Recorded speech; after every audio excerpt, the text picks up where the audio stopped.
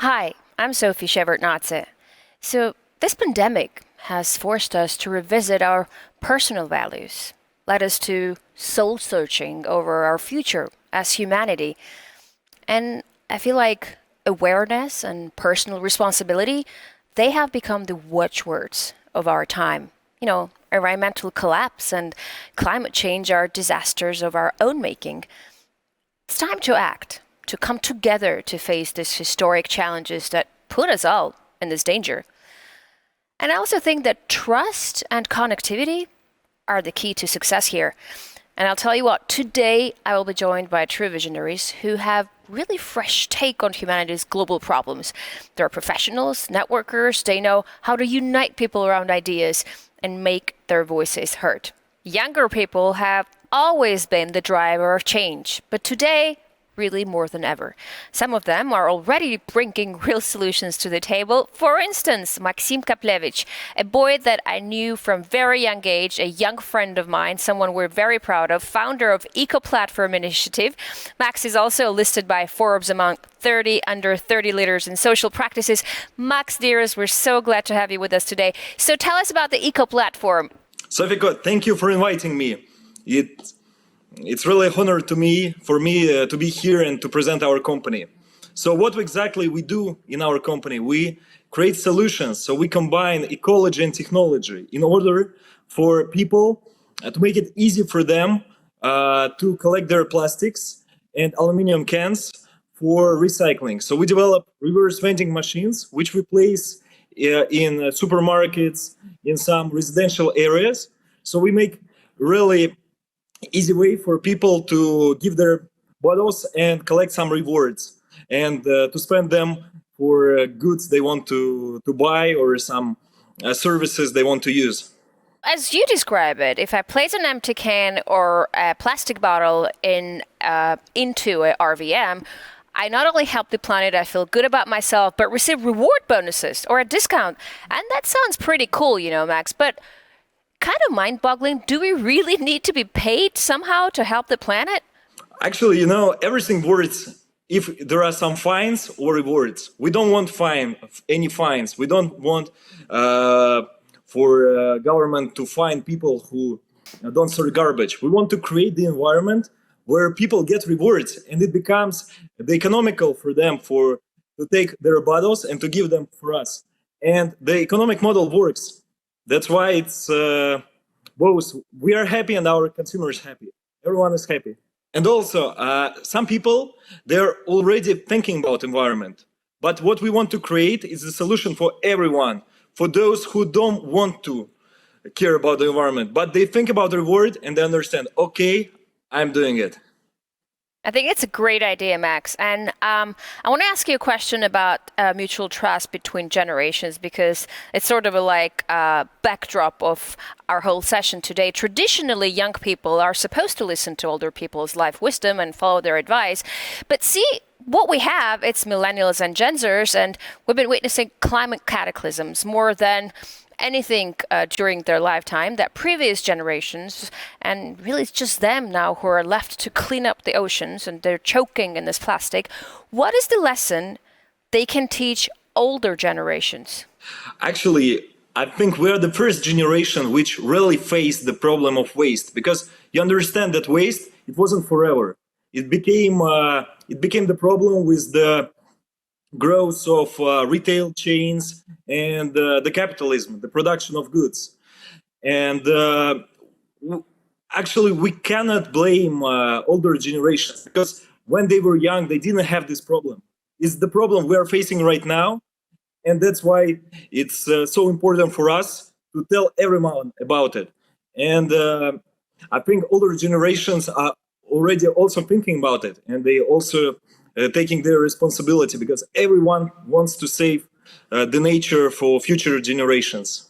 What would be the best way if you were to advise someone to how to explain to an older person why we need to take care of the environment? What would be the simplest way to explain from a young to an older person why this is important?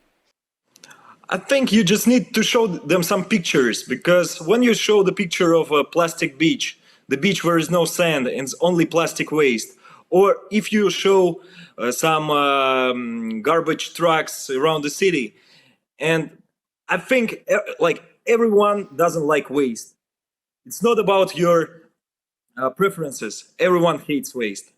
Thanks a lot for your insight, and we wish you all the best of luck with everything that you're undertaking. You're very courageous. Keep it up. Thank you very much. Thanks. Well, I'm part of the generation that grew up when there was no internet, no smartphones, and there you have Gen Zers, and they're probably the most technologically savvy, the most connected generation ever.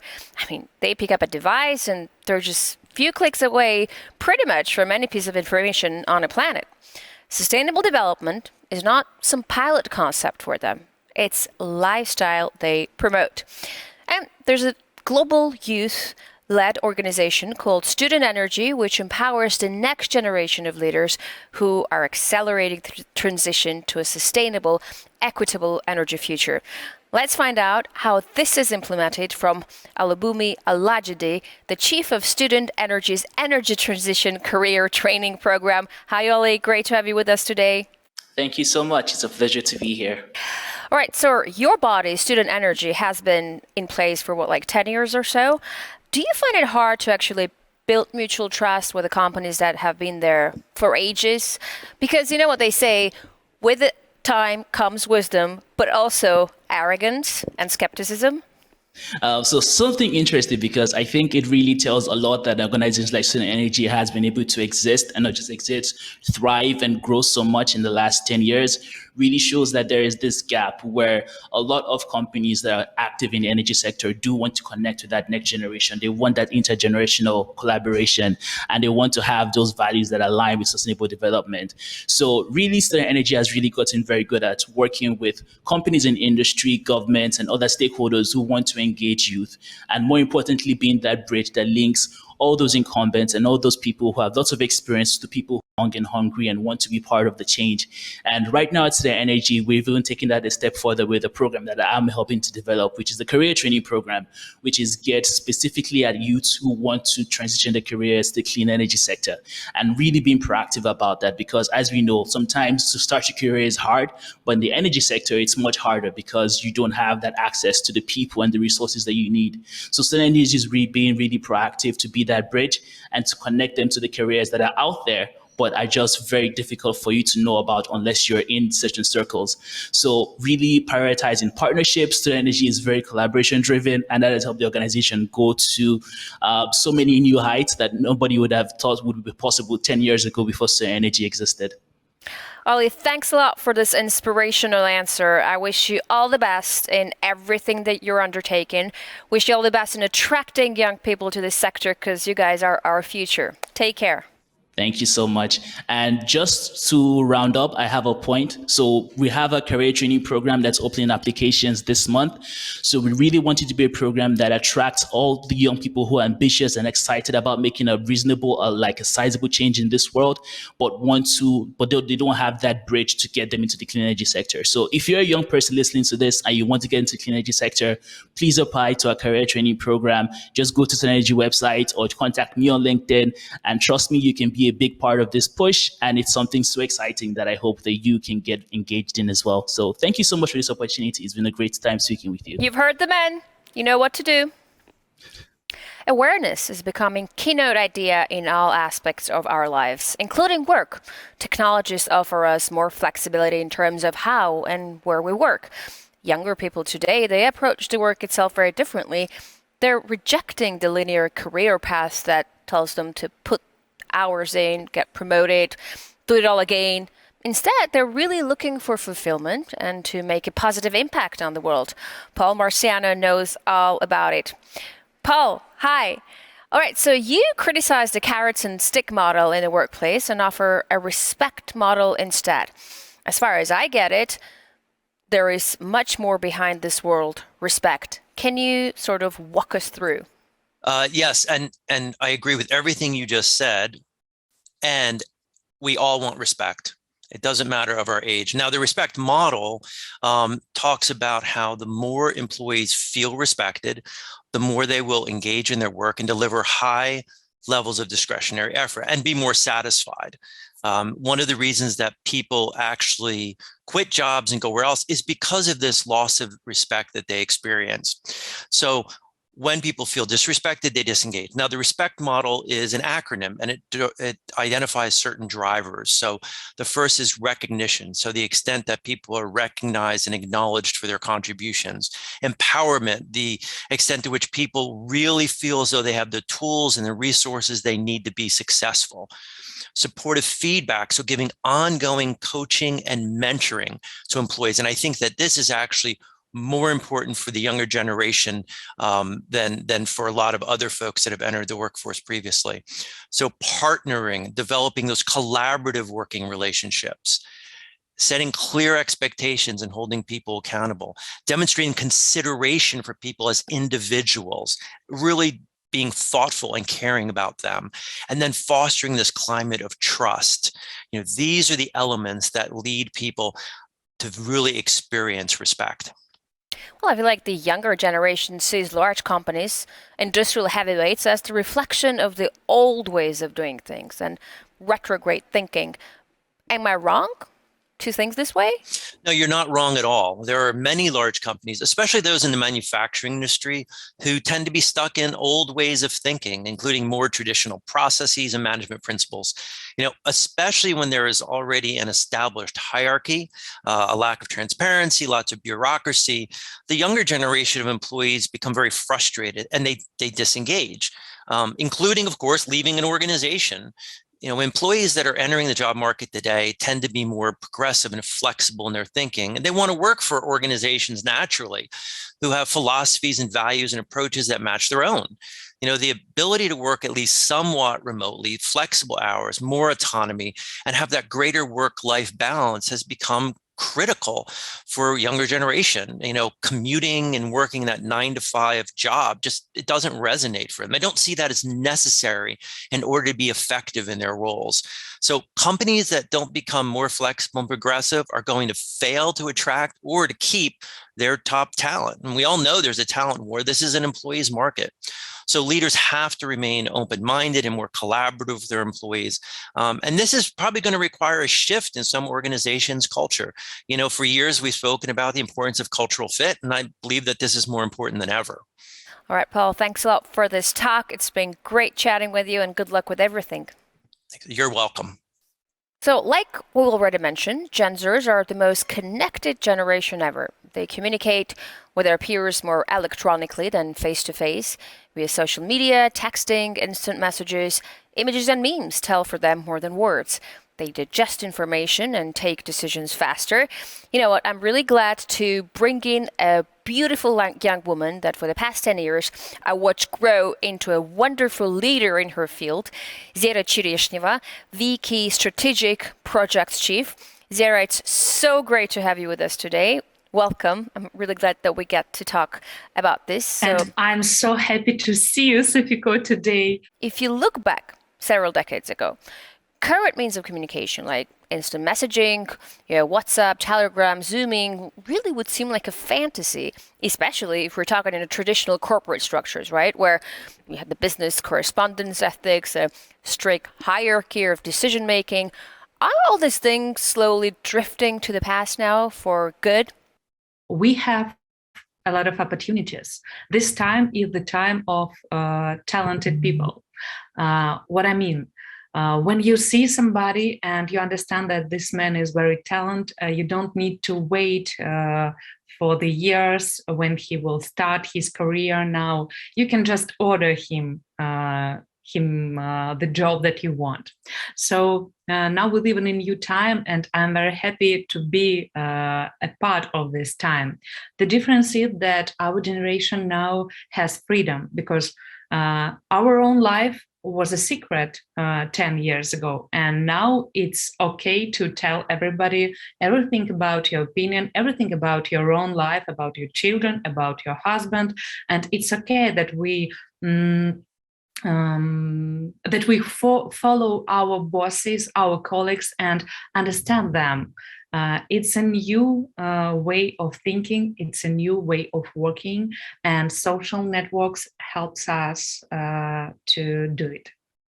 Digital tech has facilitated communication and exchange of opinions, but it also gave rise to many controversial trends. For instance, cancel culture. For young people, these things are already innate, but what rules of digital ethics should older generations learn to navigate their new reality? What would you tell them and advise them?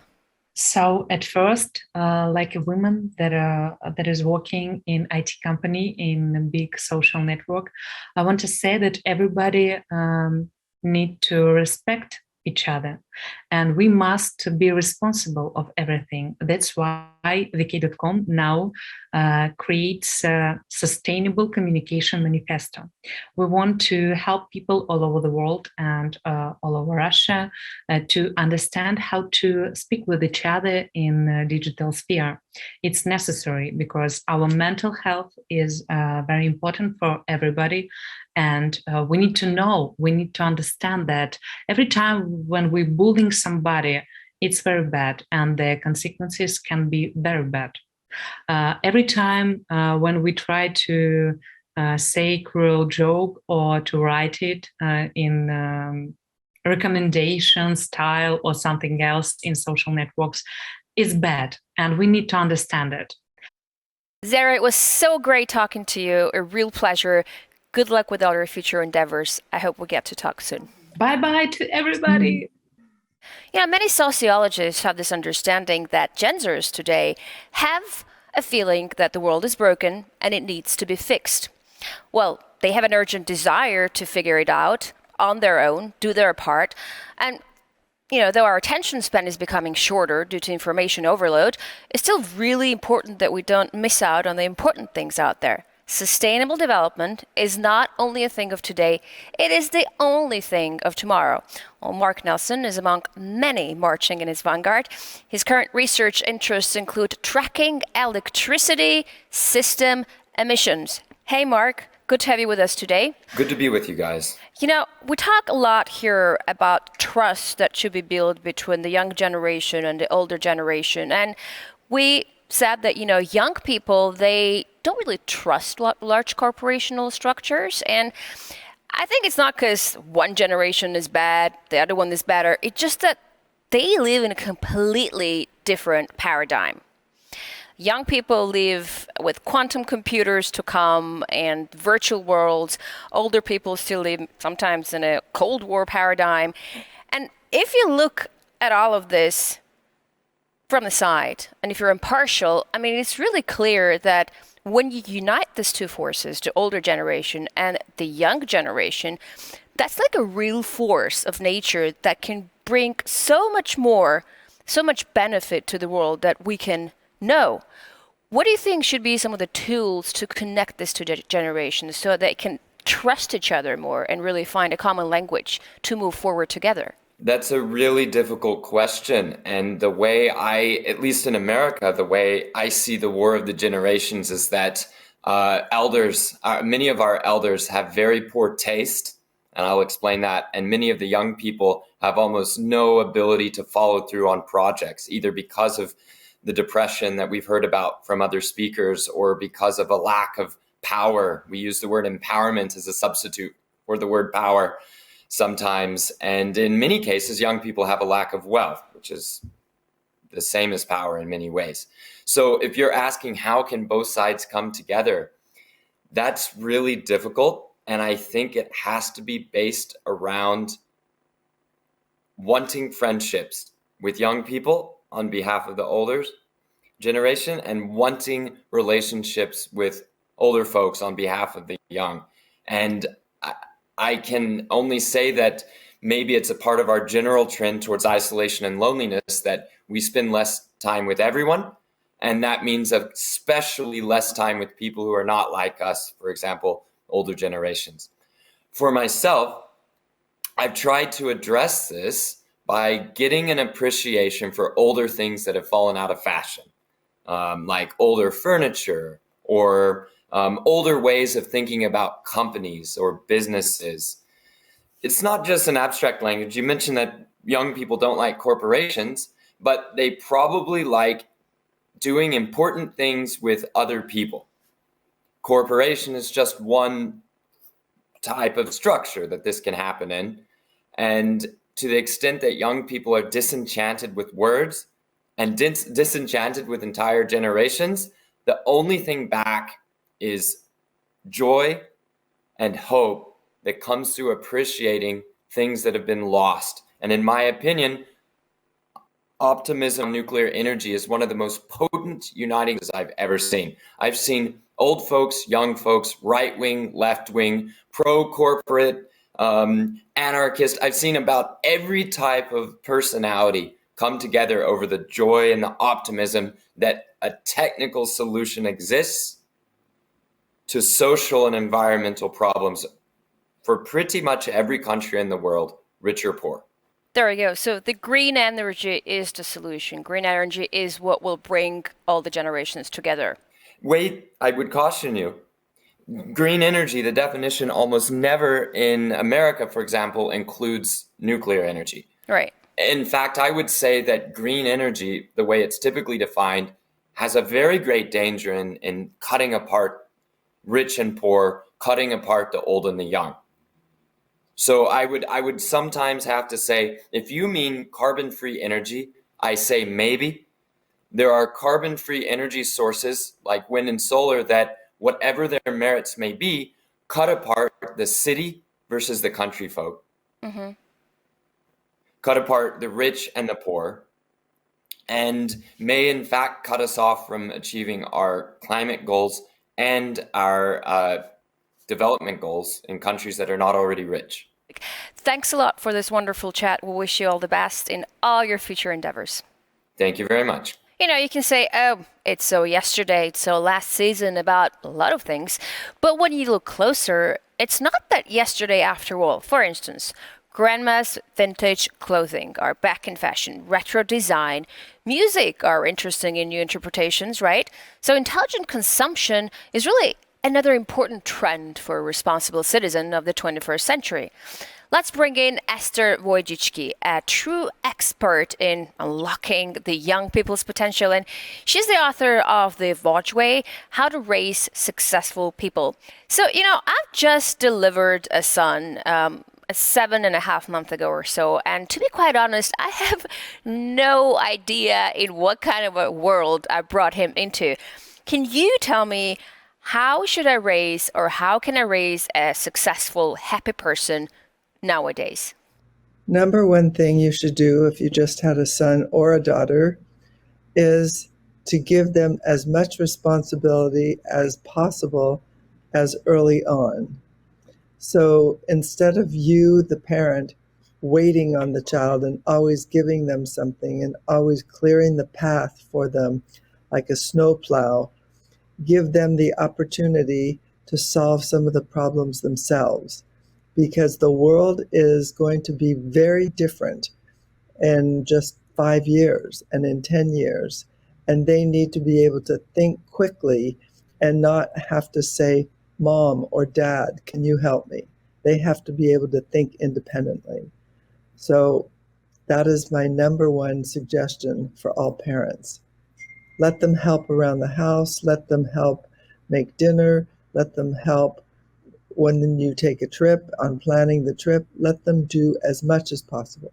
And how do we build trust between older and younger generation? It's a really important question. And the question is, how do you build trust? So trust has to come from the older person, the person that's the leader, the person at the top.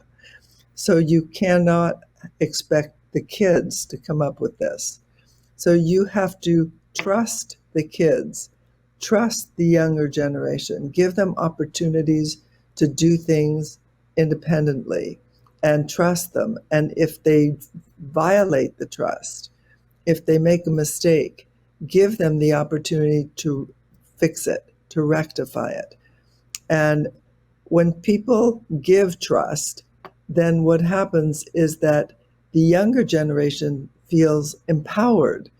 They're like, wow, this really important person trusted me. I have to live up to their expectations. And so it starts when children are young, and it needs to be continued in school. So the main plea that I have is for the schools to make at least part of the time when students are trusted. Because right now, all over the world, students aren't trusted at all. You can't even go to the bathroom without a pass. You know, there's so many things that are where students are distrusted, and we need to change that. And I know that it works because I did it in my classes. I was a teacher in Palo Alto High School for 40 years. And that program grew to be the largest media program in the United States. And it was because the main focus was trust, trusting the kids, trusting them, respecting them, giving them a lot of independence, collaborating with them, and always treating them with kindness. So this is called TRICK. It's my model that I talk about in my book, How to Raise Successful People, which is also in Russian, by the way. And I say that it works not only in the schools, but it also works in the workplace and it works in parenting, because everyone wants to be trusted and respected. It's so important, and people will do so much to be trusted and respected. So let's start at home and let the schools help do that as well. And then please remember to forgive them if they make a mistake, because that is where mistakes happen in school. If there were no mistakes, why would they have to go to school? You know, they could just go to work right away. So that's the most important thing. Let's change the culture of the classroom. Esther, thanks a lot for this chat. Thank you for your vision. And we wish you all the best of luck with everything. Younger people have always been the driver of change, but today more than ever. And no wonder different platforms are being created to give them the opportunity to show what they can do and what solutions they can bring to the table. For instance, Władysław Gaim is a member of the UN Secretary General's Youth Advisory Group on Climate Change. Władysław, it's really great to have you with us. Welcome. So climate change is going to affect all of us more and more. What can young advisory group like yours do to bring a real solution to the problem? First of all, youth advisory groups like the UN Secretary General's Youth Advisory Group, National Youth Climate Councils, or other youth engagement mechanisms like this primarily serve as a conduit for youth from different backgrounds who do not have necessarily an insider knowledge of the UN processes or the national processes of climate to channel their views and make them translated into policy proposals together with the colleagues who have such an insider knowledge of the process, and to demonstrate to those who are on the senior side engaged into this process that the engagement of youth is an engagement on co-equal terms, and that the competency of the youth engaged in the process in terms of how things work, how policy is made, is no less in terms of expectations and quality than their own process of policy making.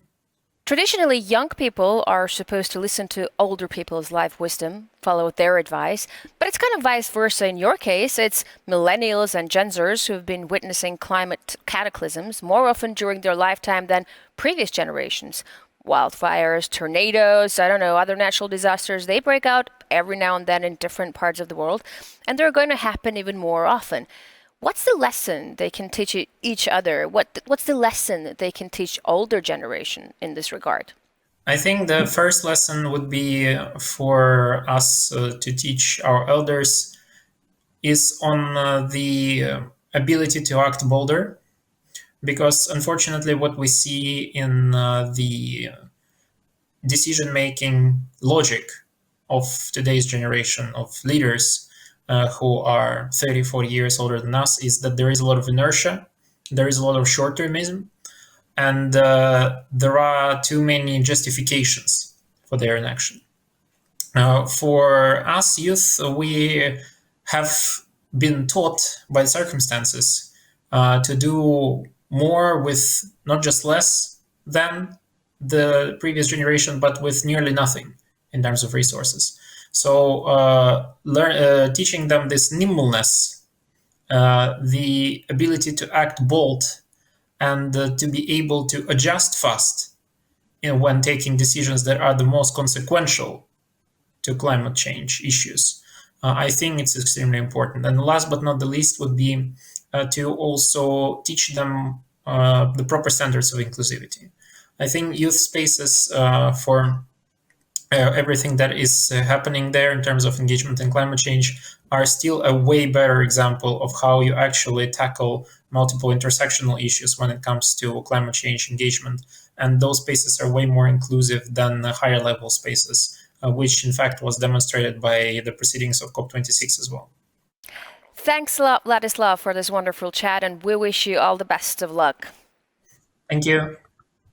You know, I just want to thank you all for this amazing, insightful, interesting talk that we've had. I really hope that after this, we understand each other at least a little better. You know, there's obviously a lot that we can learn from each other. Really, we need each other. I think, you know, our speakers have proved this idea that every new generation is better educated, better informed, freer in their choices, freer than the previous one. But they're also more responsible about the choices they make.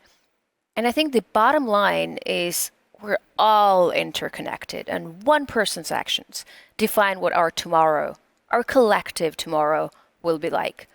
Technologies, they give us equal opportunities to influence. You know, whether you're just a regular person or a big corporation like Rosatom. But what if their efforts and mutual aspirations meet? I mean, just imagine. So let's see what young people think about it.